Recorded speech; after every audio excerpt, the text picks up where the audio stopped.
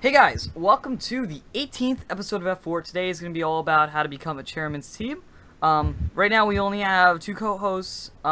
Jordan is going to be a little late, but for now we have our chairman up there for everyone to see. So we're going to do introductions real quick. We'll introduce Jordan once he comes by, but again, it's going to be a few minutes late at a team meeting or whatever. So Benji, we'll start with you. Just introduce yourself. Hi, I'm Benji. I'm on Team 2877, the Ligerbots. I do mechanical stuff, a little bit of electrical stuff sometimes, a bunch of business stuff, and just scouting all over the place. All right, and then Daniel.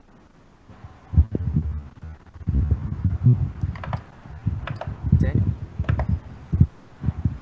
Can you hear me, Daniel? I don't think Daniel can hear me. Oh boy, might as we go live. Hey, Daniel. Hey, you there? Daniel? Daniel, you there? Yeah, here. I'm echoing now. Did you take off headphones or something?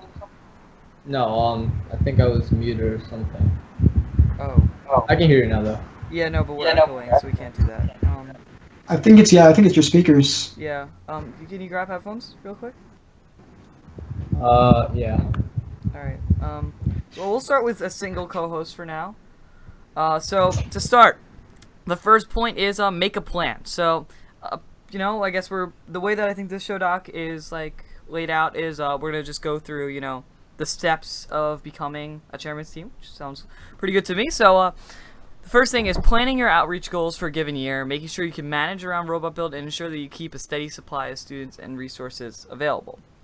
So I think this is a very valid point because sometimes people will try to do all this outreach, send everything to China and create first in a foreign country, but they can't build a solid robot or they can't handle their own stuff back here in the States. So I think managing your outreach goals is very important, and to make sure outreach doesn't become the only focus of the team and robots eliminated. And I think the same goes for the other way around, with robots becoming the only focus of the team and outreach becoming not a thing at all, especially if you're going to be on a chairman's team, because a chairman's team is everything. It's not just the outreach, it's also the robot to some extent. So I think that's a fair bit. I'm just wondering what you guys have to say about that.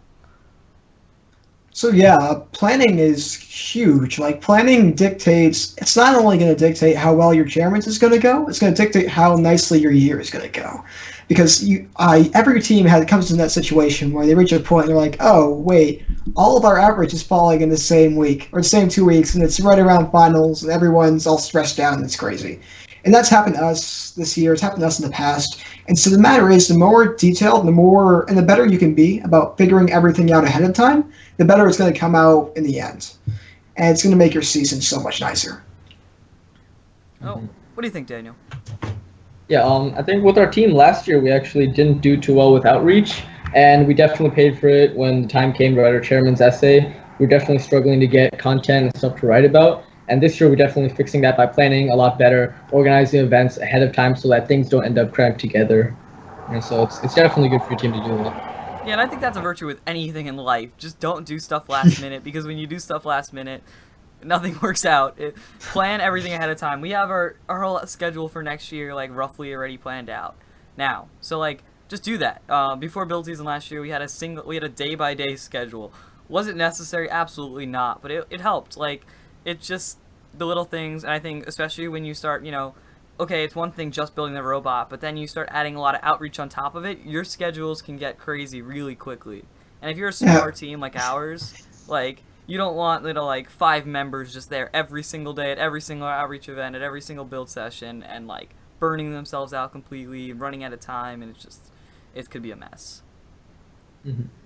Yeah, it's another thing too is that when you're looking at it ahead of time, right? You can't always predict how build season's going to go. It's just a sort of a thing. It depends on the game. It depends on what everyone's like on a given day. It depends on how much people are able to get done. But with planning your outreach, you have so much more control. It's okay, we can decide where we want to do this, when we want to do this, what times. We can make everything work out ahead of time. So why not? Yeah. All right, the next point is being unique in how you do outreach. So, I mean, there's a lot of there's outreach that, a lot of teams do. Maker Faire. Around here, a lot of teams go to Maker Faire. doing school events. A lot of teams do like little school events where they bring their robot, they show it off to kids. Some teams bring their robot to the companies. Like there's some very generic outreach opportunities that are just all right, that's cool. Then there's like more unique ones. Like this year, I saw a couple teams like go to dodgeball fundraisers. We were actually planning on that, and then ended up they didn't really want us there. But that's not the point. Stuff like that. Like that's a very unique, outreach event. And I think there's a lot of very unique outreach events, and I think that helps you stand out in front of chairman's presenters and in your chairman's essay, in front of judges, and and to your community because oh that's kind of cool. So yeah, I'm wondering what you guys think about being unique and just doing different stuff.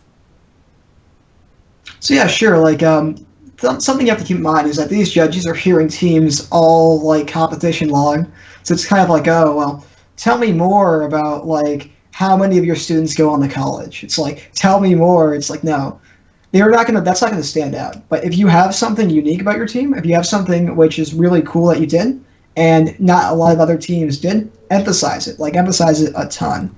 So like a big difference I think between my team's performance last year in chairman's and this year was just basically the unique factor. Is this year we did a lot of stuff, but it was kind of like, yeah, it's Maker Faire, it's Steam Expo, it's stuff like that. It's stuff that people have already seen. But when you look at it last year our big, cool, unique thing was we had an FTC team of Chinese exchange students called the Liger Pandas. So that like stuck out very clearly. It was like a highlight every time our chairman's got read, and people were like, oh, okay, I get that. That's something I can like understand, and that's something that's not a lot of other teams do. Versus like this year, it was a lot like of little stuff that didn't necessarily stand out as much. Yeah, when you really boil it down, winning comes down to the judges remembering you. And if you don't have anything memorable about your team, if you don't say something that the judges will remember during your presentation, you're really hurting your chances for winning. You really have to be memorable. And again, that's any award. Like we're limiting this. Original name was Culture Changing. Now it's Chairman's. But like any award, you have to say something that's going to catch the judge's opinion. I mean, this could be for your chairman's presentation, it could be for your dean's list presentation, it could be for just people talking about the engineering inspiration award, the judges coming around for any award. You have to say something like I don't know, something that they'll remember. Something different. Like they're not going to remember that you went to Maker Faire. They don't care. Maker Faire is a great event. That's why a lot of teams do it. But like it's not new, it's not exciting, and they hear it 10 times at every event. So you got to say something like, oh, that's cool, that's interesting, to really get their attention. I think that plays a big role in actually winning. Next thing is crafting a theme. So I think this is like an optional thing with chairmans, but like I think a lot of teams do it well. Teams that do it well, I think, are the Coconuts. I don't know why their number is escaping me, but they do I think they're the Coconuts. Oh gosh, I probably am wrong right now. Could someone help me out real quick? But anyway. They're from Arizona. Arizona. I do not know that area. I only know New England. 2046, is that right? Let me check. FRC 2046. What is that? Come on, quick. 2046 bare metal. No, definitely not bare metal. Arizona first teams? Okay, maybe bare metal. Okay, bare metal probably does a really good job in terms of crafting a theme. 4039 does a really cool theme. They do like I think the one I saw of them, they did like a whole epidemic theme, which is pretty cool. 20. Yes, makeshift robotics from California. From California, really? I believe so. They have a .ca. They're Canada, dude. Canada. Oh, damn it! I'm an idiot. Okay, but anyway, we're totally off topic. I think it's the Coconuts, but like, just don't. It was 20. It is the Coconuts. It is not the Coconuts. Okay, yeah. Okay, we are totally off topic. But anyway, crafting a theme. It's a great idea. We didn't do a theme this year, but I think a theme is like a cool way to actually get judges to remember you. It doesn't have to be like a really cool like animal theme, but it could be a theme where you like follow like acronyms or something like that. Just a way for judges to understand what you're doing, and making a plan that they understand. So yeah, I'm just wondering, do either of you guys have a theme for your chairman's award submissions, and what are they? Yeah, so as some of you may know, this past year was Back to the Future year, so our team did a Back to the Future type thing. So we kind of traced the lives of some first students throughout FLL, FTC, FRC, and then into the future after FRC and their experience and what they gained from that. And we tied it in with our team events and how our team is structured. And yeah, it really helped. I think that definitely helped the judges remember. One of the judges was really into it. He was a huge fan of the movie, so. Yeah, that's Helped. definitely cool. Benji, did you do anything? Yeah, we did. Well, first off, Team 2486, is that the team you were talking about? Yeah, the two. Arizona Yeah. Coconuts? Yeah, 2486. There you go. But yeah, we've done themes.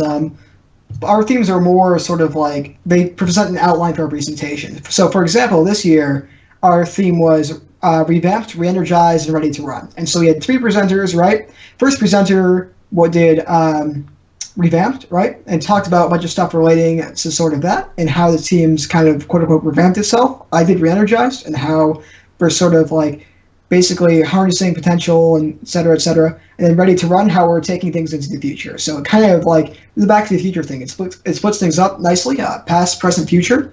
But it's also something we can say over and over again, which is really catchy. I mentioned that later in the doc, but like catchiness is something you definitely want so the judges can remember you.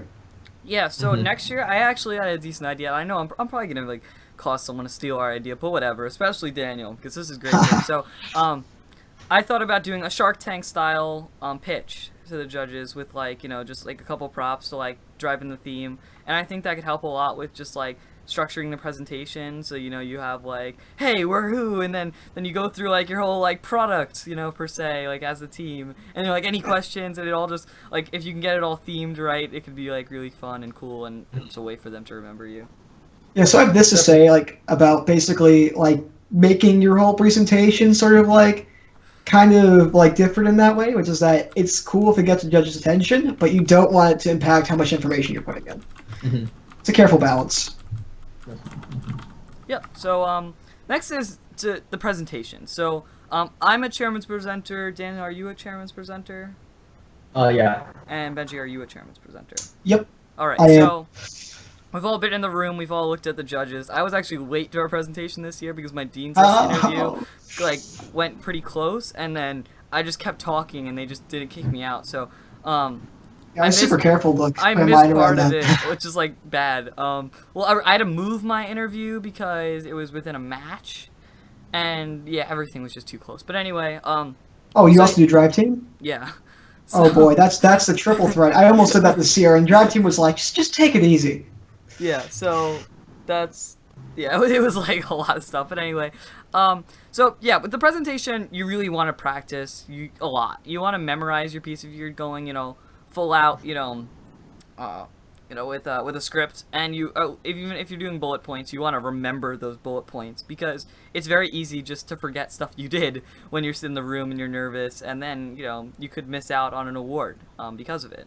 So I think practicing is also really important, and then incorporating visuals is really cool. So some people have a really good chairman's video. You have the option to show it. If you have a really good one, show it. Why not? It might help. They're not gonna necessarily watch your chairman's interview, at least every judge. I know some events I've heard they do, but like some events I've heard only like the the main one watches it. I've heard some of them don't even watch it at all. So if you have a really nice video, it might be worth actually playing it. And then there's of course visuals like the Shark Tank cutouts that I plan on making next year that like could add to your presentation theme. So I'm like wondering what you guys have to say about that.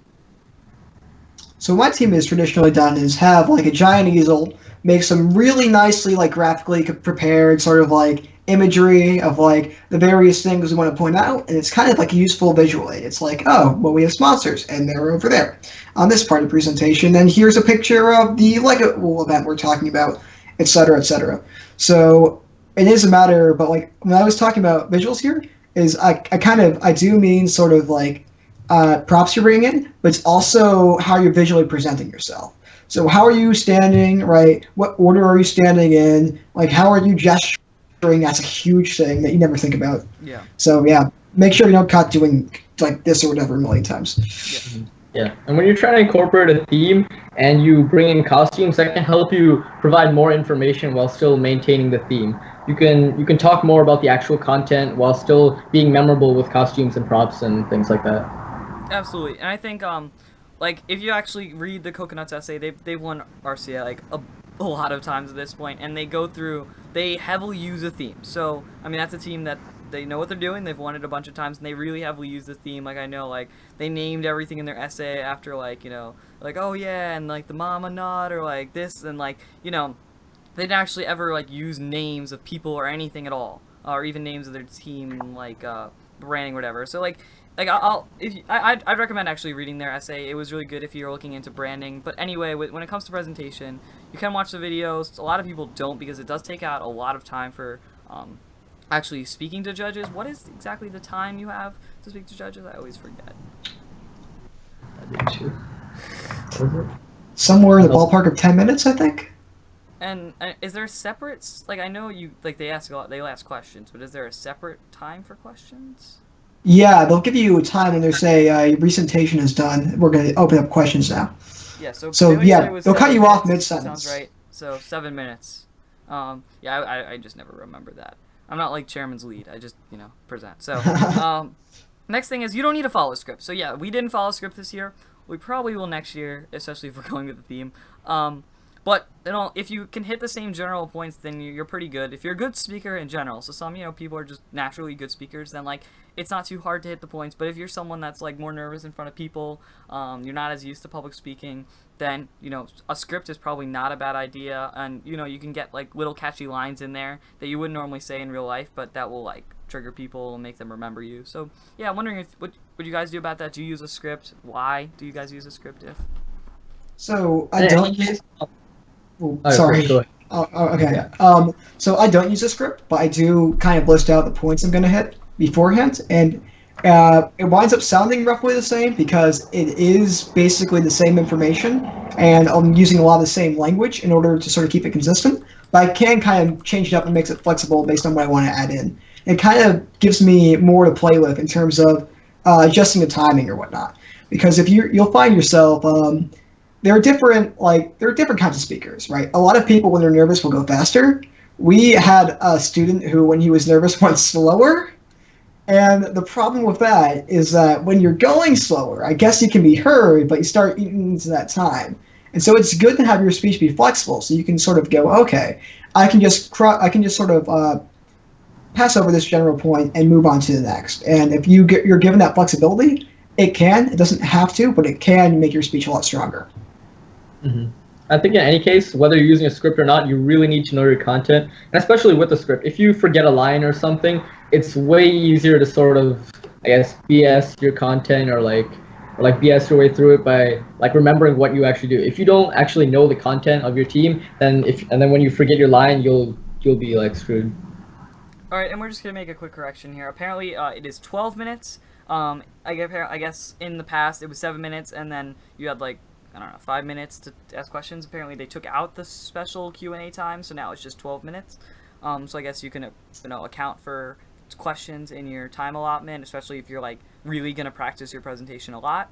And another thing, I don't think we talked about this in practicing, but what I've heard as a good idea is to not only give your presentation to your team members, or a single mentor in a team, give it to other people on the team or even other teams in general. It could be a good idea. I know like if you sent, a video of you doing your presentation to F4, we get everyone who, anyone that knows anything about Chairman's to comment on it. Asking questions from other teams who know what they're doing is always a good idea. And with, Chairman's presentations, a second opinion from someone outside is never a bad idea at all. So practice it. Try to practice it in front of another person if you can. Send your essays to other people. Send your videos to other people. Just get, feedback from everyone you can, just to make sure you're not going to deal with your team's opinion. Your team thinks you can win the Chairman's Award. That's why you're going for it. And I think you would always choose your team. You always think you're doing all right, but like you want to make sure that you send it to someone that doesn't know anything about your team, or like doesn't know that much, is not biased, so that they can get a good view of what you guys are doing. It's definitely that. And also, just recording yourself in general is a huge help, because everyone has those little speech tics that they do naturally, and they don't even realize. Like, I had no idea how fast I talked until I heard myself recording for Chairman's. And I was like, I really talk that fast? Yeah. And everyone was like, yeah, slow it down, buddy. And I was just like, okay. And it really did help sort of put a mental clock in my mind. Like, okay, try to be a little bit less 11 and take it down to like a 7. Yeah. With that speed, when you're presenting, like a good rule of thumb I use is keep it on the borderline where it sounds just a little bit weird to you, because that's when it sounds good to your audience. Yeah.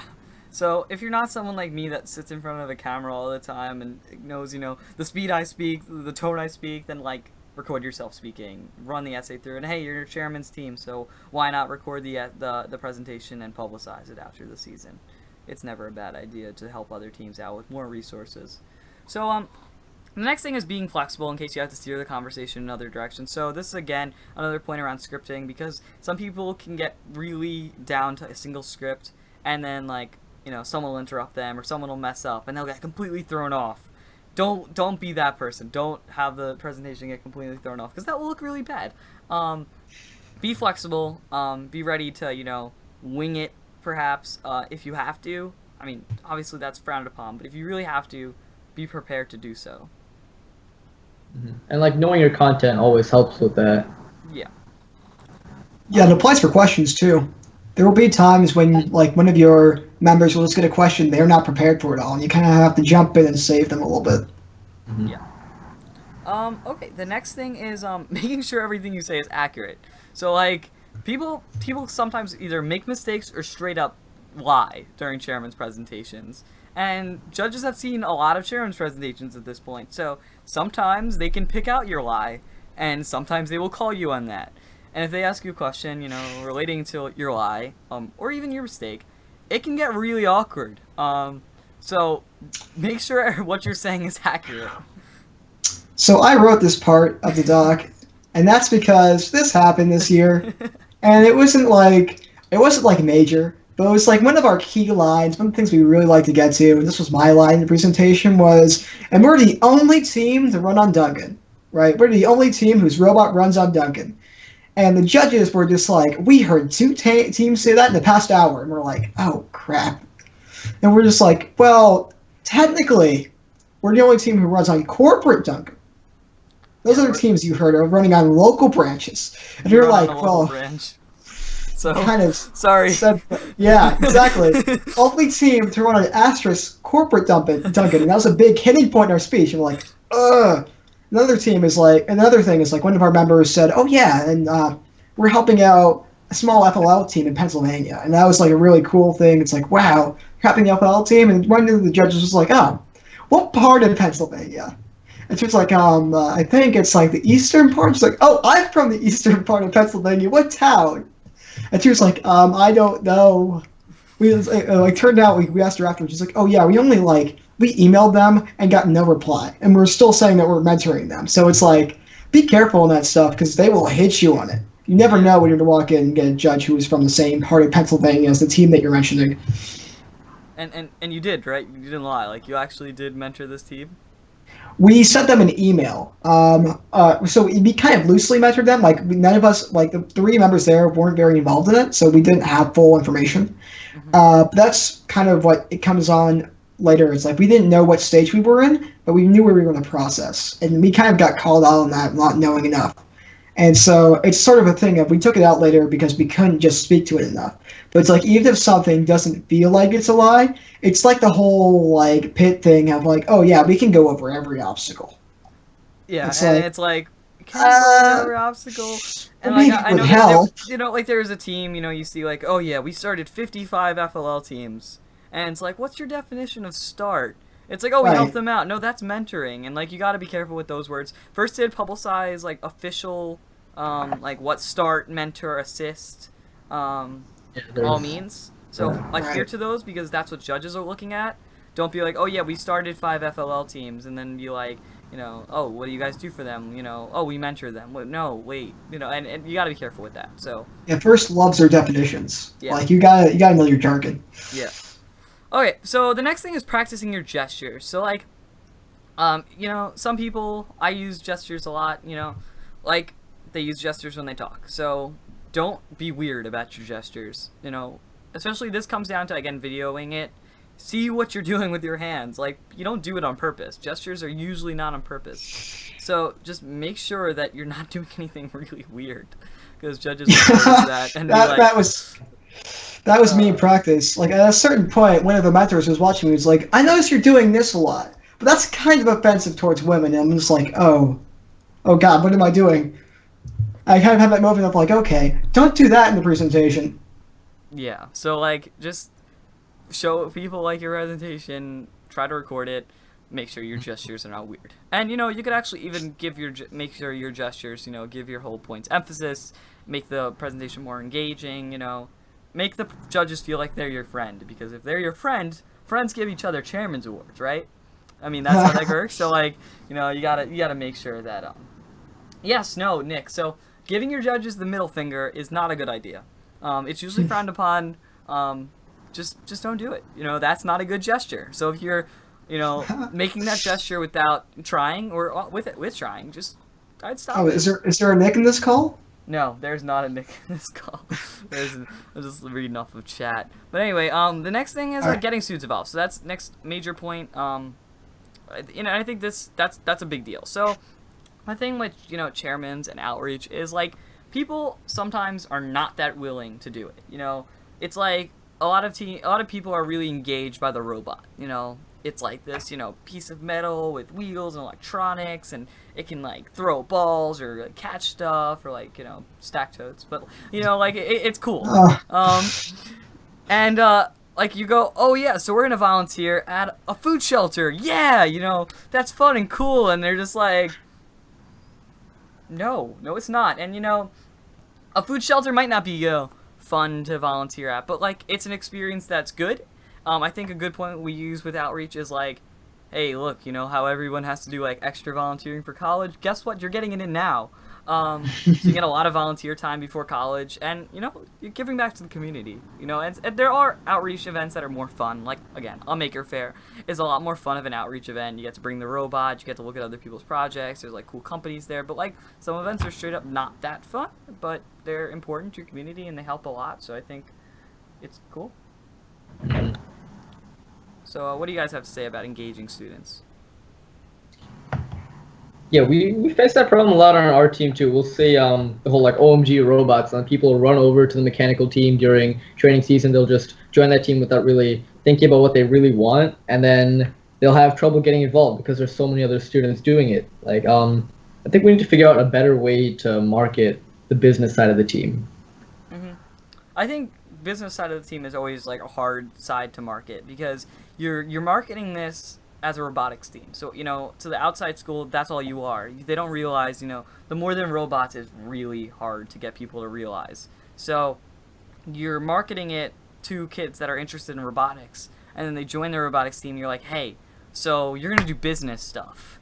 And it's like, what? Like, I thought I joined the robotics team. So, yeah, that's a thing. You gotta work really hard. You're gonna have to work harder than the engineering teams to recruit people as the chairman's team. But you also want to recruit people on the engineering team for outreach events. So maybe not doing stuff like writing the chairman's essay or presenting. Like me, that's not an ideal situation, me presenting. But you want to make sure that they'll participate in outreach events. They'll do events. They're interested in what you guys are doing, and they also want to, be like a chairman's team. You got to make sure everyone acts like a chairman's team, and they realize how important outreach is. You got to stress the importance of outreach. But yeah, I'm just wondering what you guys do, and specifically to actually recruit people for the chairman's team, get people engaged, and just like, keep people interested in like cool outreach and monotonous outreach. Yeah, so one thing we've done is like really change the marketing pitch to like be less we're a robotics team and more we're a small business. So it's kind of like you'll pull them, like the goal is to pull in all the kids who are like, oh, we're robots, that's awesome. That's how I joined the team. But like since I've joined the team's really transitioned over to, oh, well, we do really cool robots, but we also run like a small business. So there are all these organizations centered around business, right? Future Business Leaders of America, right? Investment Club, all of this stuff. And like the way that you want to market your team is, oh, well, you like business, you like investment, you can talk about the theory in this club all you want, but this is where you put it down to practice, right? Yeah. Got to make the money to build the robots. You're essentially a small business making a product. So you can really pull in those kids who are going to be super involved in business. They're going to be your highest contributors, and they're going to be your business and outreach leaders. Much more so than the kid that you kind of like dragged over from technical, like, please come help us. We can't make the robot otherwise. So, yeah. Yeah. So yeah, Daniel, what do you guys do in terms of recruiting people, keeping people, Yeah. and interested in the outreach side of things? Yeah, so for the business side and more for our outreach side, we actually market in a different way, and we market to people like in other people than we do for our engineering side. So we'll go directly to other clubs or directly to things like or clubs like DECA, and we'll say like, hey, do you like business? Do you like writing essays? Do you like taking pictures? And we'll market directly for our business side and try to pull them in and advertise things that they might like that aren't engineering. Yeah. So So that's pretty effective. yeah. So especially if someone has like a specific interest, like we have a person on our team, and she really likes photography and videography, and that's like all she does at this point on the team. And like, all right, some people might say like that's not really what First is about, but it is to an extent. You people have their roles. Not everybody's gonna touch the robot. It's just how stuff goes. And you want people to do what they're interested in. And if you can get people that are interested in business to start, it's a lot easier to get them to be engaged and motivated. And also, a lot of times they're better at what they're doing because it's really what they want to be doing. You don't want people who want to build the robot, doing the outreach only, because they're gonna, not be motivated to do well. Whereas if someone joined the team because they heard they can, help with raising money and stuff like that, then they might be a lot more willing to put in the work. And I have no clue what DECA is, so can someone explain that? Like it's like business stuff. It's like just a business club. All right, we don't have that here. I've never heard of that. But anyway, so the next thing is cross-pollination across groups. So you can't just, I talked about this a little bit, we'll go farther into it. You can't just do outreach with the outreach sub-team. There's some teams that are very large, like Daniel, how big is 226?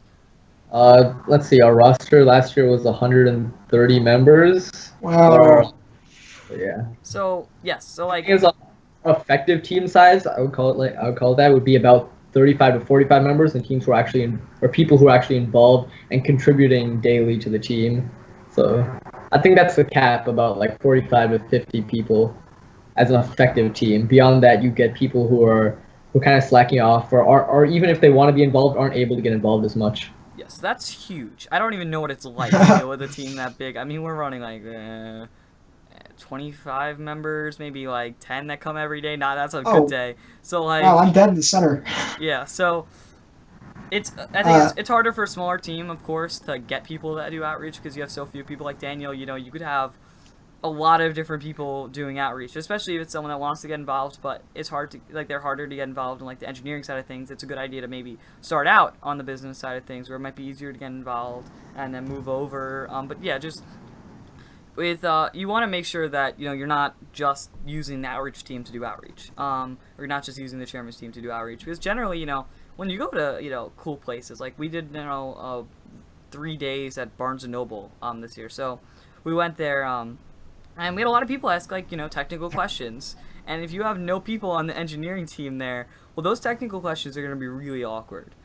So that's one thing to keep in mind whenever you're doing stuff like that. And it's also you want people to understand what the outreach team is doing and get involved, because you are a chairman's team. You should work as a full team, not just a sub team, to go for first ideals.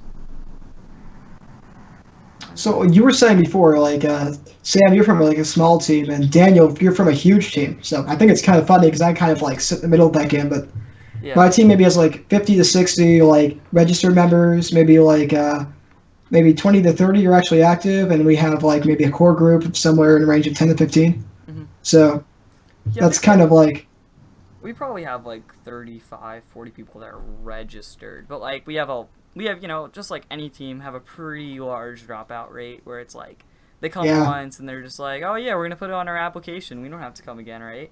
It's like I wish we could like have like a red flag at like the guidance department and like send who like actually are on the team, but we can't. So fun. And yeah, I think I think these are all good points. This is where our show doc ends, but I think I'm gonna add like a couple extra things. So the first thing I'd like to add, is that Chairman's is not just an award. It's not just outreach. It's also a culture. So you expect a chairman's team to just be more open in general about like what they do. You don't expect a chairman's team to hide their robot CAD behind a brick wall that no one's allowed to pass. you expect, them to help you out with stuff. Helping other teams is really integral to, first ideals. So don't be the team that won't lend their vacuum because, they're using it right. They want it, in their pit. Just there's other stuff to remember as a chairman's team to keep in mind that you are held at a different level than a team that just builds a robot. Yeah, and something I really want to emphasize is we discussed the whole thing about making a plan, but in all honesty, you shouldn't do outreach because it will get you chairmans. You should do outreach because your team actually wants to do outreach, right? Exactly. It's like chairmans is supposed to be like a natural consequence. If you're doing outreach and it's encouraging you to structure your outreach and have a greater impact. It's not like you don't want to go, oh, well, we want to really just try enforce all these events just so we can get a shiny medal. It's like, no, that's not what it's about. Yeah, it's about the real impact, and I think that's I love personally helping teams, and I have plenty of teams that I sit there and email for hours or Skype them and I talk to them and I help them out, and oh yes, maybe I can say that at a chairman's interview, but I'm doing it because we can possibly win the chairman's award in result to what I do in my free time. No, I do it because I like it, and I think that's the same in everything in First. You should do it not because, you shouldn't build a robot because you want to win a regional. You shouldn't, you shouldn't do outreach because you want to win the chairman's award, because it should just be a natural, product of hard work and dedication to a certain task.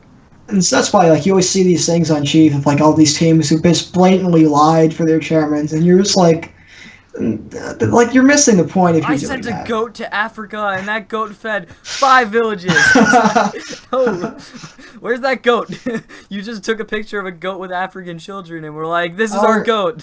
Where's the team shirt, right? Every kid in the city of Newton is a member of Team 2877. Every kid. 95% of kids at our school are members. You mean 95% showed up to the first meeting? No, every single person. It's I don't know about that. So yeah, I mean, be truthful with your outreach. Just like you're supposed to be truthful when teams ask you what your robot can do, because that'll help in alliance selections. Boy, pit scouting, don't even get me started. Okay, yeah, pit scouting, just, oh god. But, Do you have a climber? Oh, we will. We will have a climber. When will we have a climber? 5 years, when the Tomorrow. game comes around again, we'll have a climber. So, just like you should be truthful when, you're saying what your robot capabilities are, you should be truthful when you're saying what you guys did, as a team, because judges might be able to figure it out. You don't know what they'll be able to figure out, but they might be able to figure it out, and it can be really embarrassing. Benji's team could have the option of, they could have, been close to winning the Chairman's Award, but that could put you over the edge, because they're like, did they really mention that FLL team? I don't know. Are they really the only team that runs on Duncan? No, they're not the only team that runs on Duncan. So, stuff like that. Let's just say that run of the presentation had other problems, aka we didn't finish the entire thing. Which is another big thing. Timing, guys. Practice.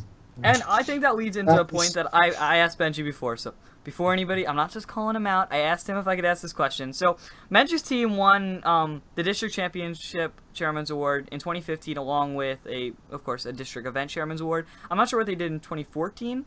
2014, forget about it. There was nothing. They're business didn't exist that year. Alright, so in 2015 they won 2 Objective Chairman's Awards, and a District Championship Chairman's Award is a pretty big deal. And then this year, you guys, I don't think won an EI award or a Chairman's Award. We got neither. Yeah, so I don't think we were going for AI though. But yeah, we didn't get any of our chairmans this year. And why do you think that is? And so it goes a lot to what I've sort of spoken about before. It's making sure you have everything connected and you're really unique in your outreach. Mm-hmm. If I wanted to give you a joke answer, I could say it's because I wasn't doing chairmans last year and I did it this year and I ruined everything. But no, it's because it's really it sort of comes out this year. We did a lot of fragmented things, right? We ran an FLL event. We were at various different events. We did a little business splits. We got new small business sponsors. And that's all cool and everything independently. But the theme, we kind of slept on it, revamped, re-energized, ready to run. That's that's really a hindsight thing. It's looking back and saying, how can we sort of fit this in to the greater story we want to tell? It's not going forward and saying, we want to have this outreach plan so that we have this overarching theme. We want it to be fitting this overarching picture. And if you look at successful teams, that's what they do. Right? A great example I'll give is, in New England at least, a team that did make it out of team that did win any win the district champs this year, the chairman's was Team 1519 Mechanical Mayhem. They're a kind of like crazy team in a lot of ways, but like they had an overarching thing. They had the quote unquote ripple effect, right? And that's short, it's memorable, and it ties in everything it did. And you can pretty much clearly tell they kind of did things with that in mind. And so, like, one of the biggest things you have to remember if you want, and the other thing is just uniqueness, right? Like you said, right? Steam Expos, they're great. Maker Fairs, they're great. They're not new. They're not new, right? But the Liger Panda thing, that was what we basically, as one of the big things we wanted last year, right? The only team on Duncan before we got corrected on it. That was a big thing that we had last year. Right? And a lot of this stuff, it makes us stand out. It makes us unique. And it makes people go, okay, the Ligerbots is a team which isn't just some other first team. It's a team that really does work and puts in community impact. And so it's sort of a matter of, you can kind of just like ride your outreach and say, we'll take these events that come up, right? We'll piece it all together somehow. Or you could say, we're going to make a plan and we're going to really actually strive for some impact. And every single Hall of Fame team, right? You can see that in what they did, right? Wolverines, for an example, 2015. Do you guys remember them? Yep. At all? Yeah. So they had a big push campaign to get first into a bunch of schools, right? And they had a bunch of other really big stuff that was kind of overarching over their chairman's presentation. It was unique, right? It was memorable and it was big. And it's kind of the way you want to think if you're really pushing for your chairmans to win. Yeah, absolutely. And I think even like 987 this year. And then you look at past years, like Holy Cows, like they do very memorable things. I think, like creating firsts in China was a pretty memorable thing that, 987 can pretty much take, large, credit for. And I think that's something, like you say, we created first in China. Like, they're going to be like, whoa, Yeah. the most populated country in the world. That's a secret. Mention China. That's how you win, guys. It is true. So my team did last year, Chinese exchange students. As an FTC team, mention China and you win chairmans now. All the China Robotics Challenge teams seem to win chairmans a lot. They must do something right. But I think that's just if you're willing to go to China to do outreach, you're probably doing a lot already. But yeah. What Dan? Or Daniel? Sorry. Well, yeah. I was saying what you said. Yeah. So they're not just like they're good teams already. But yeah. I think the team, like, I'm trying to think, like, we had a very competitive chairman's line at New York City this year. So some events are really competitive robot-wise, and then some events you're like, wow, chairman's is really hard to win this year. New York City, you had a good robot, it was very easy to win, but chairman's on the other hand was extremely difficult. So the team that ended up winning was a Turkish team, Integra, that actually saved refugees in Turkey, created 45 FLL teams, and changed the lives of people. It's not quite the same thing in New England, but so you're talking that's some just in their video, and I'm sure during their presentation when they say we saved refugees, okay, whoa, that's way past what we thought we were doing. So and that was their point, that was their hit point, that was the point that they went, all right, whoa, this team is going a step above everyone else. But what about the Maker Fairs we attended? All right. That probably saved some lives somehow. Yeah, so I think that's a thing. And you got a team we have a 694. I mean, they went to the China Robotics Challenge. They went to New York City. They didn't win a chairman's award. They do a ton of stuff. They have a Sty Splash event where they invite teams to come and they talk about different topics at first. They help other teams. A team that could have very well won chairman's at a lot of events, but they didn't have enough at that event. They didn't they didn't have the good hit points. They didn't go above and behind the rest of the people. And I think, it's important to do outreach because you want to. And then there's some outreach where you want to do specific outreach for hit points. You want to do outreach that's different. Maybe, you'll be able to teach more children about engineering at a Maker Faire. But, it's also good to supplement that with stuff that might sound good to presenters. Because bottom line is that's who's deciding this in the end. And if your goal is to win the Chairman's Award, then you got to do a couple extra things just to win it. Yeah, definitely. It's also this one thing I want to mention is something we did this year. It's a good idea to add in give your chairman's award a chance to progress as your sort of team changes between competitions, because we had a really big thing happen in between in between like our two district qualifier competitions this year, Mhm. and so like that we put that in, and I think it made us stand out with the judges more. They kind of let us just go over time, which was nice. We thought we actually had a really good shot there, but got beat out. But like you do want to add in that sort of like chance to expand because like we had an event like and we're in the city like suddenly there was like a basketball game where people were like the opposing team like our town's like really heavily Jewish and they were like the other opposing team was literally chanting "You killed Jesus," and so it's like okay, and it's just like good. And so like our outreach people were like okay, we're on top of this. We're gonna like get an article published in our town's newspaper. We're gonna like have a giant response. We're gonna like make a table at our competition, incorporate it into our chairman's speech about like how like First doesn't like facilitate taunting, Mhm. and like and how First is like a cooperative environment. And from there, like it seemed to really give us, even though we didn't win it, still it seemed to like really make it a lot stronger to have like sort of a big talking point there. But it kind of got de-emphasized because again it was added in. So you really want to think of like what stands out, what really makes an impact in your community. Yeah, so that's a big thing. You want to make sure your outreach actually makes an impact. Don't do outreach just because of it. Just make an impact in someone's lives. There's a lot of lives you could help. There's a lot of people you can introduce to engineering that'll make them really happy. So do that. There's a lot of people in need, and you could help them in non-engineering, non-robotics type things, and it's still really good. And I think that the whole, why you think you didn't win chairmans, and I don't think anybody today other than Jordan won chairmans this year, is a good point. So I'm gonna just speak about why I think we didn't win chairmans, and it's pretty simple. We just straight up did not do enough. And I think maybe at like one event in the world we could have won it. Maybe like a district event that didn't really have too many teams going for it. But it just comes down to there was a lot of teams around us that just did way more. They focused on outreach a lot more. They helped a lot more people out, and they were just better teams to win the chairman's award. And I think the only way for us to win the chairman's award is to do more, is to just do more outreach. Help more people. And I think you have to gauge your own local competition to figure out what's the level of stuff you go to. But you should always, even if you're a dominant chairman's team, is strive for more. Because there's always a place to go up. So, Daniel, why do you guys think that you did not win the chairman's award this year? We went to a different competition this year. We went to Midland, and I personally think the competition was a little bit easier there in terms of chairmans. And when we got our things back, there was a note on there with the comments, and one of the things that the judges mentioned is that we didn't provide enough documentation to back up what we said we did. So, yes, that's that. And I guess in a sense they're right. We didn't provide enough documentation. That's like an easy fix. We just can do that.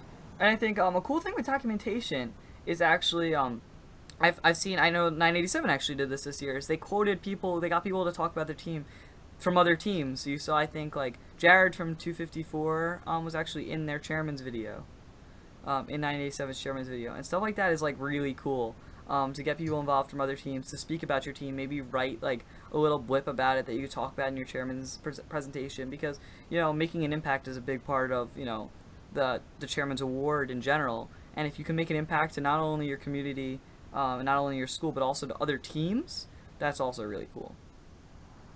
And it provides just a little more legitimacy to anybody. Yeah, and just another thing is that when you're making that impact, of course, like you mentioned like pictures and photography before, big thing, right? If you have pictures of what you're doing, if you have video, and you put that in your chairman's materials, way more impressive. Yeah, and there are, allotted pictures into your chairman, so, maybe the judges won't watch the video, they probably won't, but they'll definitely look at the pictures because they're on the printout they get, so pictures are good. And, like, just pictures, like, make sure they have a story. There's like a lot of psychology around like what's a good photograph, and like don't just take a picture of like a robot and people around it. Take a picture of like a kid like wide-eyed looking at the robot, and like have a kid someone like showing it to them. Those are the pictures that like make an impact. Go for the heartstrings. Yeah. I had like It's all about the pathos. after our FLL competition that we hosted, I had like it was my job to go through all the pictures. There were about like 4,000 or something total. Yep. So it's good to have a lot of pictures. uh, but you want to really want to make sure like that you're telling a story, like with your chairman's presentation, and even just with your team's social media. The best social media is telling a story, and so you kind of want to make sure that that's reflective in what you're capturing. Yeah, and that was actually like a point that we actually brought up at our presentation was that we are have the most followers of any team in Long Island across all of our social media Oof. platforms, and also that we document our team really well. We don't hold back ever on taking pictures of our robot progress ever. There's no secrecy at all. We'll post what we're doing, prototyping, anything. Little progress updates, like what's going on with our team, little videos. We have, a couple videos that come out throughout the season. And like cool documentation of teams is not only helpful for others, it's not only engaging, but it's just fun. It's cool. And like the presenters really did like that we, take advantage of social media, because social media is really, it runs a lot of the world these days. So like, you look at teams, they're like really good teams, and then you look at their Facebook accounts, look at their Twitter accounts, and the last time they posted was like last year, and you're like, what the heck is going on with this team? And like, also websites. People sometimes underutilize team websites. Most team websites you look at are always out of date, or like they're never, you look at, oh, what's their robot look like this year? You can never find a picture of their robot on their website, because just like 90% of teams don't keep up with their website, either because they have a single person sitting there programming it, or just because that person, graduated, or, no one really cares enough. With that point, using something like Wix or Squarespace or like a tool to make your website is probably better, but the bottom line is keeping, your documentation, like your website, up to date is like really cool and good for chairmans. Yeah, definitely. My team makes a point of like keeping a blog on our website. Yeah. So like at any given point, right, you can see what's going on in the blog, right? And it's even great for like just like a local like various sort of like local publications or like local newspapers or websites to just sort of pull from. That gives your team a really good community presence. So, but like at this point, we're like pretty well known in our town to the extent where we can go to outreach events and people will be like, "Oh, I like your bots. Of course I know you guys. Like you're everywhere, like in the city stuff." And we're like, "Oh yeah," and it helps kids come to you, even if they don't stay. Yeah, so Eventually, some of them will stay. that's really cool. So like getting to that point of community, awareness that people actually really do know you is awesome. Yeah, and with social media, it's a really powerful force for marketing your outreach events. So we introduced a social media thing this year. So we have a guy who's maintaining our team Snapchat and our team Facebook, and he's constantly posting updates and like increasing our presence in the community. So we get more people to come to our outreach events and more people to know about our team and our robot and what's going on during build season and the preseason and everything like that. It's a powerful force. Absolutely. And we also, like Benji, we run, I don't know if they run their blog during off season, but we actually run a daily blog throughout full season, and then we sometimes post a little bit after the season, but every single day of build season is fully documented. This is not only cool for other people that are looking in, but also for yourself. Self-reflection is a really good way to grow as a team, and it's really cool to look at, like, where were we a year from today? Progress-wise, that was really cool this year. 2015 was a really terrible year for us in terms of robot build, that we actually ran out of time. And I think going, okay, so this year at this time we just finished a drive base, but here we have like a full manipulator done, and that was really cool, reflecting on, okay, this is what we had done, this is what we were going to, and then, learning from mistakes. So like blogs are a really cool and powerful tool if you're willing to put in the work to write them. Yeah, definitely. It just goes another thing, like the size of your outreach. Yeah. Like whenever you're doing anything for chairmans or outreach, like definitely keep in mind the size of your team, right? Because you want to shoot for a team that has labor to pull from, that has a solid outreach team, has a solid chairman's team that will be able to put the stuff together like year round even. Yeah. So yeah, it's always a matter of know your team. Like that's kind of like what a lot of stuff comes down to at first. Is if you know your team and what you're capable of, you know how to expand forward. Absolutely. Like, I used to run the blog. Bad idea. I gave it over once we found a member, and I think that's also really good, is finding a member that is willing to put in work. A blog in particular is something that is dedication. You have to sit there for, 30 minutes every day and write it out. Make sure it's grammatically correct. Make sure it all looks good. And some people don't want to spend that 30 minutes a day after they come home for robotics, or sometimes there, or during the day, and they're just not willing to put in the work. So finding someone that maybe doesn't have as many responsibilities and giving them that particular responsibility, and, hopefully they will do it well. delegation. Yeah, Two. definitely get a team social media guru, Yeah, absolutely. someone who knows all of the sites. That's not me, unfortunately. Yeah, so I run the Instagram a little bit and the Twitter a little bit, but I'm not the only people that have access to it. That's the other thing. Um, be careful you give access to social media accounts. Keep team passwords, so that like we had an issue a couple years ago actually, where members graduated and they just lost contact with the team completely, and then we actually had to make new social media accounts because they took the passwords with them. So yeah, we now have a team password for our social media accounts that we use. It's not the securest thing, but they're not personal accounts. We don't have anything on there that like could like compromise our security. So having team passwords are just a good idea. That way it doesn't get carried away with graduating seniors. And okay, so we're kind of wrapping it up. We're getting to the point where it's hard to talk. But anyway, sorry that Jordan was able to come. He's had a unfortunate chain of events that have led to like him not being able to get here. First, his team meeting, like he had to bring people home, and then his mom locked him out of the house, and he's still outside currently in his car, which is apparently about to run out of gas. And then he became a chair. And he did become a chair. He looks really sad. It's just not going well for him right now. So, my condolences to Jordan right now. He's going well. He's sitting in his car. Air conditioning is about to turn off because he's running out of gas. And he lives in Florida, so that's gonna suck. Because it's hot. Oh, I'm an So- ex-Floridian. Ugh, It's it's hot awful. there. Yeah. Being so- locked in your car in Florida is never a good thing. Yeah. So I mean, he can leave his car, but outside is not much better. Hopefully, he has a pool. A pool might be a good thing. Like Everyone in side- Florida has a pool. Yeah, so Everyone. so just jump in your pool. Alright, Jordan, so if you're watching this right now on your phone, I recommend that you jump in a pool. So thank you for watching, everyone. This was a great episode. I think, we've had a couple episodes on, like, the Chairman's Award, briefly, but I think this was a good episode where we went fully in depth. I'll check next week really quickly. We also, what am I saying? Next week is the Catathon. So, next week is not going to be a normal episode. It's going to be awesome. So, right now, we have 2 guests slated for next week, and that's Andy Baker from Andy Mark, and Adam Hurd from Team 973. So, we have some really qualified judges for next week's Catathon. We have about 5 teams signed up at this point, 5 full teams of, so, like, 10 people, and we have 1 person that still needs a team, but whatever, we'll get there eventually. We're going to post a game hint right after this, so if you're waiting for the game hint, we're going to come up with it now. And, yeah, it's going to be a blast next week, so stay tuned for the Catathon. It'll be up on Chief. It'll probably be publicized pretty well. And, yeah, thank you guys for watching. Our next normal installment of a show is going to be in 2 weeks, and I'll just check real quick. I believe it's starting FTC teams and Vex teams, so don't quote me on that. I will check.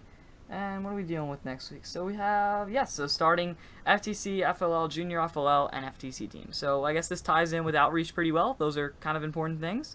And we'll talk about that next week. So anyway, guys, thank you for watching. Catch you guys in the next time. Everyone say goodbye. Well, no. Yeah. See you. Good.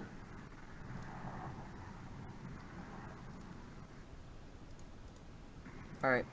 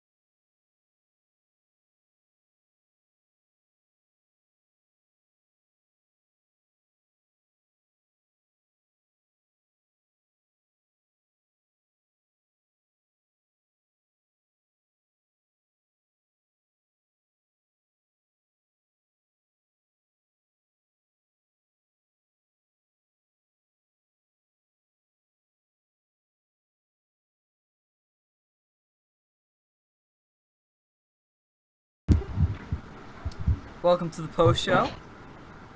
Daniel's back. Don't know I'm where back. he is. He disappeared. We'll find him eventually. So yeah, pretty good show. I think it went pretty well. We're just gonna show you. We're gonna come up with the game hint for the catathon in a second. So, yeah. I'm gonna yell at the GDC to get one now. Make a game hint now. So hopefully they make one. The GDC is terrible. Oh man. Right, GDC, you suck. You want a picture?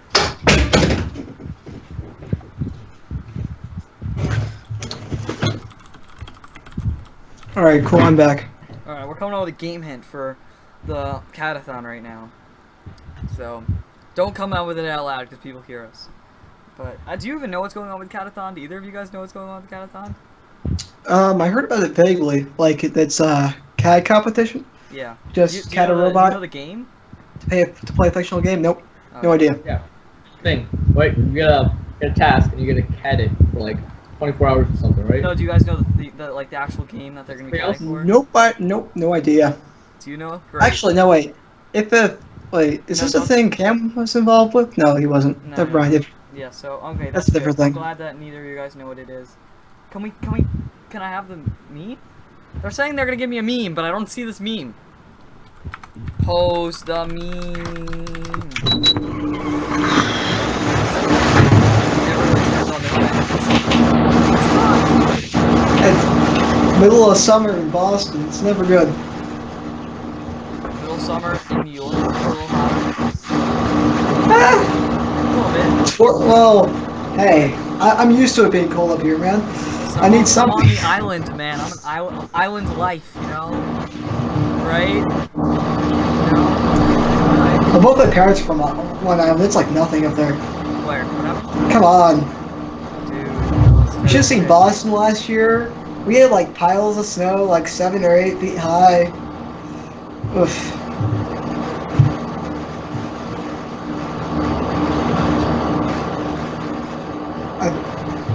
Did I lose audio?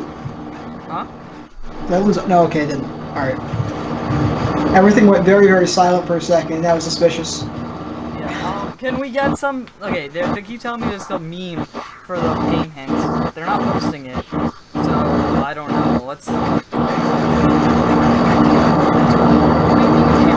we gotta come up with another one. Does it have to do with water?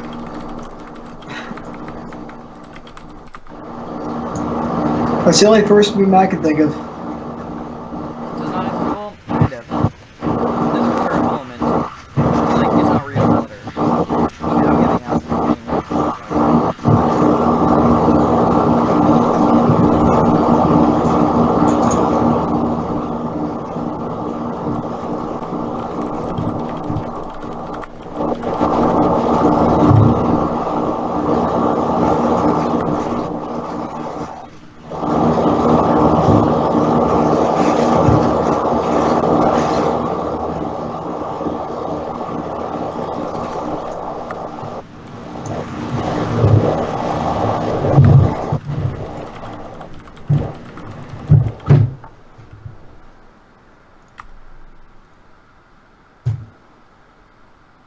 I think it was Benji's fan. Let's get this that's- game hint in now. Should I turn off my AC? Maybe. Can we just... Addy, if you have a better idea, say it, okay? Sorry guys, just raging, you know, people's game hints. I'll be right back. I'm gonna go grab my dinner. Bagel Bites are life food, by the way. That's all you need to survive. You don't need actual nutrition, just eat Bagel Bites. Not sponsored. Take the swig of pork, not sponsored. Alright guys, so we have the game hint. The game hint is hashtag Smitty hates bears.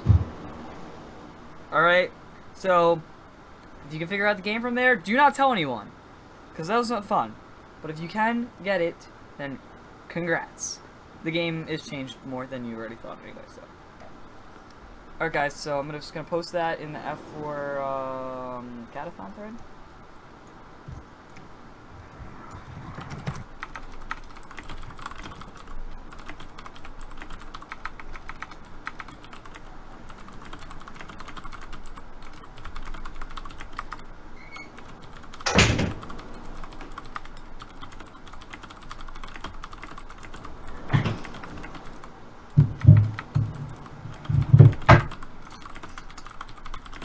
am back with aforementioned Bagel Bites. Nice. Food of the gods.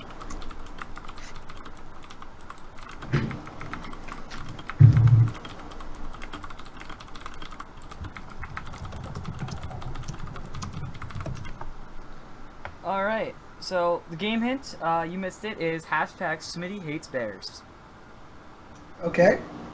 Sure. So, that's the game hint. It is a real hint, but no one is probably gonna get it. Just like every game hit. Yeah, like, Change is coming. someone could get this. Someone can get Fourth this. Robot Alliance confirmed. I mean, the game hint this year gave away the theme, but it didn't give away any game element. I was so convinced it was going to be an ARM game. Yeah. So convinced. It was just like, they gave Dozier arms. I'm just like, ARM game confirmed. That was going to be like crappy capture the flag with like robotic arms. That's what came to mind for me. Yeah, that's what I thought. I also said that like if it was gonna be a ball game, that they were gonna be called boulders and that they were gonna be dodgeballs. So I was really proud when that Nice. happened. I thought yeah, I thought they had to be. I might have said cannonballs. Yeah, it might have been. I think predicted actually that. It was cannonballs. Yeah. So I said. I predicted that. Yeah, if there were flags, they were going to be made from pool noodles. Oh really? What else? I mean, come on. There's always pool noodles somewhere. No, they See the always bumpers? use the flag bins. The ones that they use Yeah. for like the 2014 pedestals, they use those for everything. Like what they use them for? They use them for something in 2015, and then I don't know. What's going on? Do we have any? Let me check if there's any new signups for the catathon.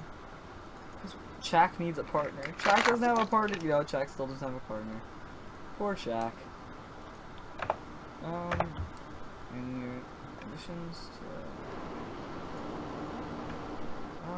Oh wow. Well, that's kind of funny. So we have a new oh wait, crap.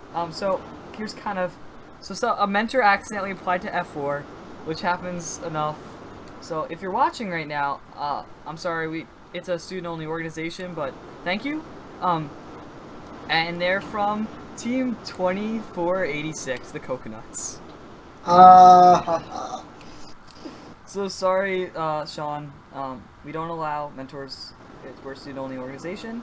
But thank you for applying. And we also got a new application from someone from Team 701.